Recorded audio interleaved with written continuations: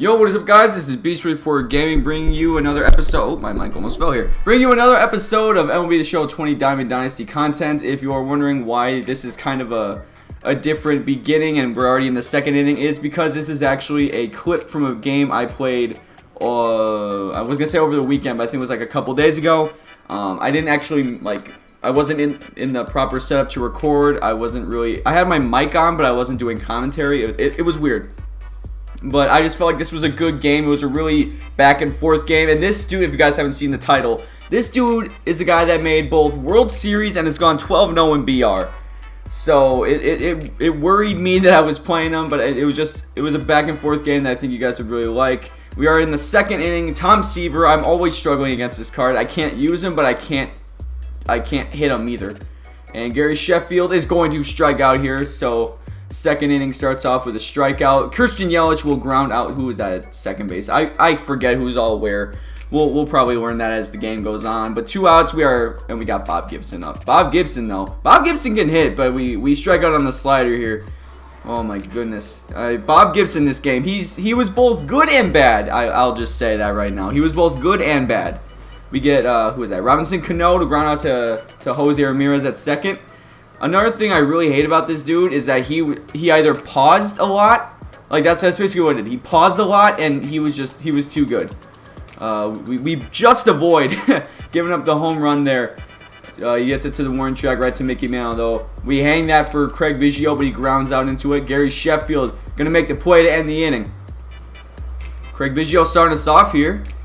We can fly that out to center field. Mike Trout. This dude, okay, first of all, as you can see right there, Mike Trout is just an absolute glitch. No matter what recently, no matter what I do, it's always a bomb. It's a bomb or a deep, extra base hit. So I personally feel like this game, Trout is the MVP. Lou Gehrig, can we go back to back? Back to back jacks? No, it goes off the top of the wall. But Lou Gehrig does get an extra base hit. That is a double for him. That will go towards prestige stats. I am very close with Mike Trout. That's probably the closest one I am to. See, he goes into the quick menu a lot. He pauses. It's just weird, and we just look at a fastball high. And I really struggle with those. If you guys are end up facing me, just learn from that. Just keep throwing high and inside fastballs. I will never hit you whatsoever. This is what I was saying earlier. Bob Gibson, he was hot and cold in this game. He struggled with his control a little bit, and now he's pausing. This is what I'm saying. This dude paused way too much, and this is what aggravated me most of the time. It was just insane. Mickey Mantle luckily pops it up. That could have been a tie game right there. And another thing, I'm gonna keep criticizing Bob Gibson this entire episode. Bob Gibson, he was either hanging stuff or he wasn't putting it where it was supposed to be. And Mike Trout, can we get him? No, because Mike Trout for either team is just a glitch. He is too good for his own good. But now it's a tie game, so we got to come back strong. We got to get this last out, and we got to make it not 3-3 anymore. A complaint I have with MLB The Show lately is there have been a lot of borderline calls in the games lately where I just don't think they're strikes. Like, less than half of the ball is on the border, and it'll say it's a strike, and I don't agree with that. But we get Gary Sheffield, I believe, to walk. Right? My voice cracked? And Christian Yelich, yeah. So that was Gary Sheffield that just drew the walk. Christian Yelich can give us the lead here if he gets a base hit. That could be it. That could be a 5-3 game right there. Come on. No, he hits it. He hits it to the warning track into the shadow of the outfield wall. Bob Gibson coming in clutch with his 39 power and 34 contact. The only better pitcher with hitting is Madison Bumgarner, and I sold that card because it was mediocre. But this dude's insane. Wow, Craig Biggio just he's been hot and cold for me lately. I've been using that phrase a lot, but recently he's been cold for me. I don't know. I gotta get used to his swing. We walked Nigel Mejia, and Craig Biggio almost takes this yard. He probably just got a little under that. We got 2 outs now in the game. I doubt he's gonna go 3. Yeah, he's not gonna. I know Christian Yelich doesn't have the strongest arm, but he's still not gonna run on that arm. We got Tom Seaver up, so we got 2 outs. Hopefully, we can get this out, because if we give up the game leading, if we give up the go-ahead run to Tom Seaver, that would have ended me. Mickey Mantle, no way that's out.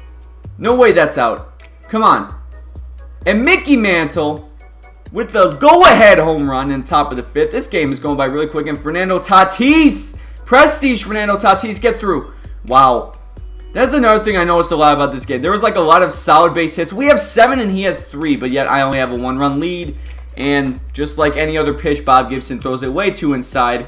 And now we have to face a dude who already has 2 home runs in the game, and he might make it 3. And yeah, It was Mike Trout and Babe Ruth that just gave me so much anxiety in this game that whenever they came up that I had zero confidence in whatever I threw, and now he's pausing. We throw the pitch again. We get him looking at the sinker. 2 outs. We need to get through this Babe Ruth at bat. He's got the GOAT bats again. This dude's clearly a GOAT. He's clearly a G, and we hang it right down the middle. Or not right down the middle, but we hang it, and he just absolutely takes it yards. So now he has the lead 5-4. We got to get through this inning. Jose Ramirez, another base hit for the prestige stats. Oh. Nah, he wasn't there fast enough for me to get to that. Sorry if my commentary is a little bit different than usual. He's pausing again. I'm not used to doing voiceovers like this. Christian Yelich with a line drive base hit.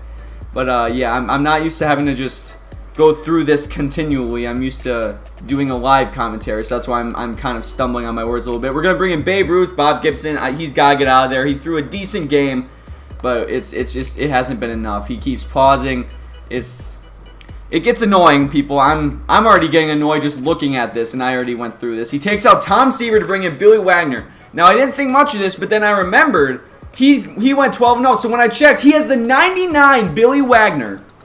So my brain is just not feeling happy about this. So we take one pitch, and yeah, that slider is gonna be nasty. I'm not feeling comfortable about this. But after what seemed like forever, he actually ended up walking the bases loaded. So my first look ever, I shouldn't say ours, because you guys might have seen Billy Wagner and other stuff. My first look ever at 99 Billy Wagner, and he's walking the dude. And then he dots that 102 fastball. I don't know how I'm supposed to hit that in Hall of Fame difficulty. Craig Biggio, they just hit a grand slam. We were early on it. No, he's going to hit it just short of the warning track, but we are going to get that tying run in as long as Christian Yelich doesn't get thrown out at third.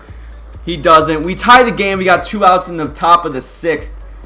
And Mickey Mantle, he's already hit a home run in this game. He can come in clutch yet again. And Mickey Mantle, he might. Mickey Mantle with the perfect line. And we get an 8-5 lead. Billy Wagner, the 99 Billy Wagner, might I add, not having a good first look for us. That is clutch, though. So then we go put in Garrett Crochet in place of Bob Gibson, and we strike out Robinson Cano. First at bat we see, all he does is go into the pause menu, and it's just annoying. But he brings in Rogers Hornsby off the bench, which I don't understand why he has Rogers Hornsby on his bench. That's just insane in my opinion. Garrett Crochet.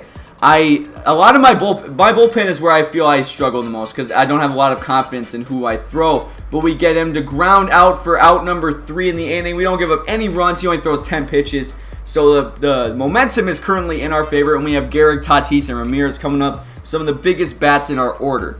And then he brings in Rob Dibble. This dude is he's a cheeser and he's a God Squad haver. Lou Gehrig, though, might have just been a little too inside. But it's possible. And the animation happens, like I said earlier, in the shadow of the outfield wall. That is what hurts. That's 2 or more runs I could have had, but I was just a couple feet short. That's what sucks. But Jose Ramirez on a 2-2 count. He can't hold up. We do technically strike out, however, Jose Ramirez does make it to first. So even though it will go down as a strikeout, it also will go down as a reach, and we get another at bat. So Gary Sheffield can give us a 10-5 lead right now if he homers. But we're swinging that garbage, and we're not going to do anything if we keep hitting like that. It's just not going to happen. Gary Sheffield, he grounds out to the third baseman, and who actually is also Gary Sheffield. And that will end the inning. We don't get any runs, but now we have to face Ty Cobb, Mickey Mantle, and Mike Trout. Some absolute goons in the MLB The Show community. And Mike Trout I thought he lined out. I didn't realize he was still running. So it was a quick ground out to Gary Sheffield for out number 2. Babe Ruth. 8-5. We think we got it made. And look what we do. We hang the slider. This dude, I don't know why he's on my bench. I think it's simply because I want to prestige Lou Gehrig. I think that's the only reason Babe Ruth is still on my bench. But Babe Ruth is just too good. Him and Mike Trout are just too good in this game. It's not even fair. 8-7, and now we have to keep dealing with the pause menu stuff. We're back at bat. It's still 8-7. Christian Yelich, can you just make it 9-7? Yes, he does. He doesn't get robbed. Was that Mike Trout in right field? I'm pretty sure. Christian Yelich with a home run to give us a 2-run lead against this absolute god at the game. We bring in Eric Thames, so Garrett Crochet is done for the day. We need to try and hit Rob Dibble more. We need some more insurance runs. We need to get our runs up here. That was just, yeah, there's no, I gotta start moving my PCI. That's what I've been noticing in recent games. I'm not moving my PCI like I should be. I bring in Tom Henke because I gotta try and get his prestige stats down. I'm trying to prestige Tom Henke and actually get a 99 in my bullpen. And before you ask, like, there's Mariano Rivera, there's Kenley Jansen. Like, why don't you have a 99 in the bullpen? Because, well, I sold them for stubs, and now you see why I need them. We give up a home run with Tom Henke, and now it's only a 1-run game. This is where insurance runs come in really handy. Like, that's just the important part of these games. You need insurance runs if you're facing an absolute god at the game, and this dude is nothing short of an absolute god. Like, he's gone 12-0 and made World Series. He's only at 73 prestige though. He plays like a level 100 in my opinion. And we fly out to Mickey Mantle. That's another out that we need. We bring in Aroldis Chapman. Hopefully he doesn't give up, you know, the go ahead or the walk off or whatever like he has done in the last 2 years in the postseason. He calls timeout with Ty Cobb. So you'd think that he was taking him out, but no, he just simply called timeout to call timeout. I don't understand that, but he's got 2 outs. We got 99 speed on the base path and 99 speed up at the plate. And now this is where stuff gets interesting. Ty Cobb takes that sinker. I was trying to hype something up there, and then there was just awkward silence, and then I don't like that. We're getting him here. This is a long at bat in my opinion. 1-2 count. We need Aroldis to come in clutch here. We can't give up any home runs. He sends the runner, but he fouls it off, so the runner will have to go back. Ty Cobb. This Ty Cobb is dangerous, but he's not a big power hitter. But he is known to hit home runs. Don't get me wrong. He's hit home runs aplenty against me. I've had to watch him sprint around the base path jog around the base path faster than I can ever sprint. Like, that's just a fact. But we get him to fly out here. We head into the top of the 9th. We need any more insurance runs we can get. We have 11 hits. We have 9 runs. We're only up by 1 though. And Mike Trout, did he just hit another one? Is he that goated that he just hit another one dead center? Yes, he did, ladies and gentlemen. We now have another run back for insurance runs. We have a 2-run lead, and we need the rest. If we can get any more runs, that'll be fantastic. But anything else that we can't get, we need our pitching to come in handy. And, well, we don't score any more runs, so we got to come in clutch here in the bottom of the 9th. We need 3 outs. We get 1 right here. What was that? 95. I forgot who was even batting. I wasn't even paying attention to that. I think that was Mike Trout. Get 1 out. Or no, this is Mike Trout. Who had 95? I'm not even gonna try worrying about that. We need Mike to get out here and whoever's after him. I think Babe Ruth. So the 2 power guys who have hit home runs aplenty on me tonight. We need to get them out here with Aroldis Chapman. This is where stuff comes in clutch. We need to get him to ground out here. He hits that foul, but we get him in a 1-2 count. And we get him on the fastball high. We need 1 more out to win the game against this goon. And we get the dub here. We need Babe Ruth to do something stupid and swing at a garbage pitch. He almost swings at that one. The sinker inside wasn't a bad pitch in my opinion. It almost got him too.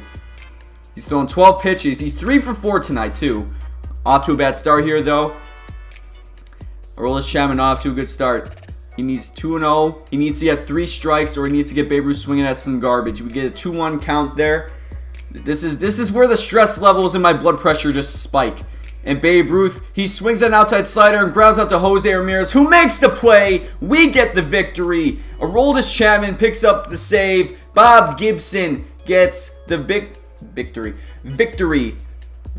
You gotta speak English in order to make sense, Nick. So Mickey Mantle is the player of the game, even though Mike Trout also had 2 home runs. He just...